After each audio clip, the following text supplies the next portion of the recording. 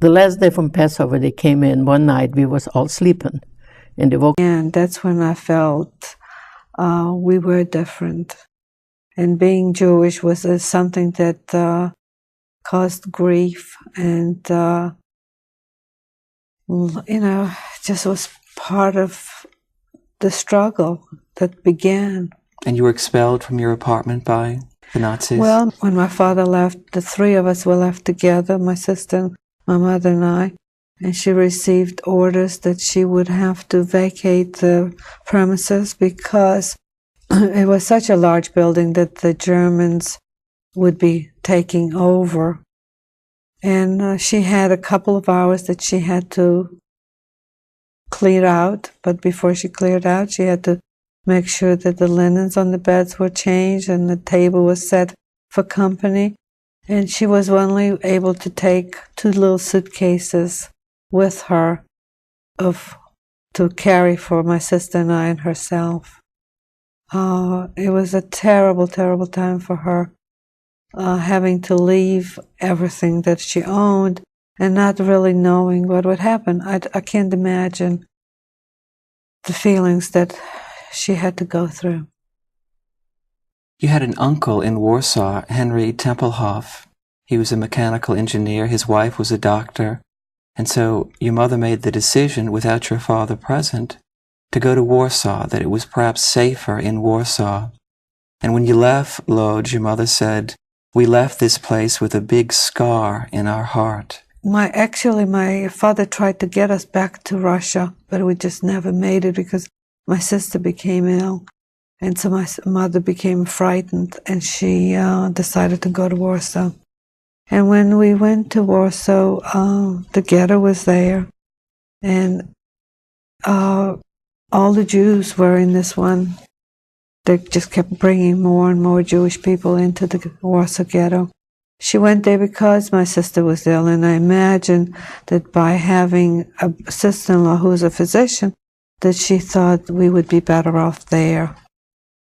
Of course, it turned out to be the worst place that we could have gone to. How do you describe the Warsaw ghetto? Food became such a precious possession that we didn't have it. And there were times she had to go stand in line to get the ration of bread that she would receive.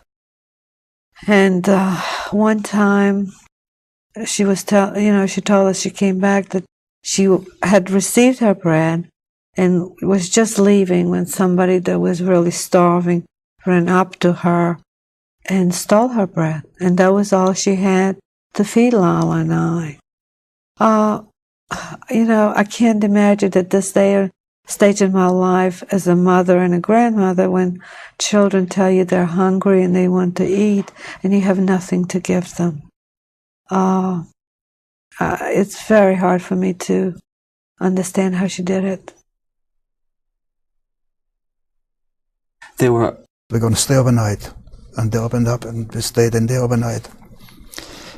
They had machine guns all set around, and in the morning we had to get up, no food, no nothing, just march again. And also in Dachau, when they would take you out, you would go to German civilians and knock on their door. Yeah, I used to volunteer for work, and I used to go everywhere, and I don't know, they felt sorry for me, and they gave it to me food. And they knew you were a Jewish slave?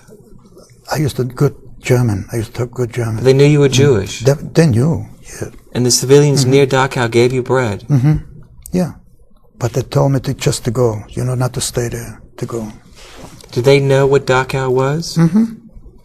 Oh yeah, they told me. What'd they say? They feel bad about it, that I hope as soon as it's ended, so it is bad, so that's, what can they couldn't help me too much. They gave me a little courage, I know. How did they give you courage?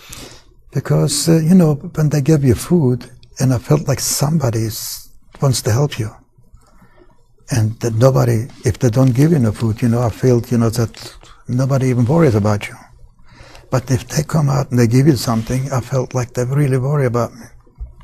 So you were in Dachau when it was liberated by the Americans. The last day, I remember that I was standing in the side and cold and watching because we knew something is happening, changing, because we didn't see the guards.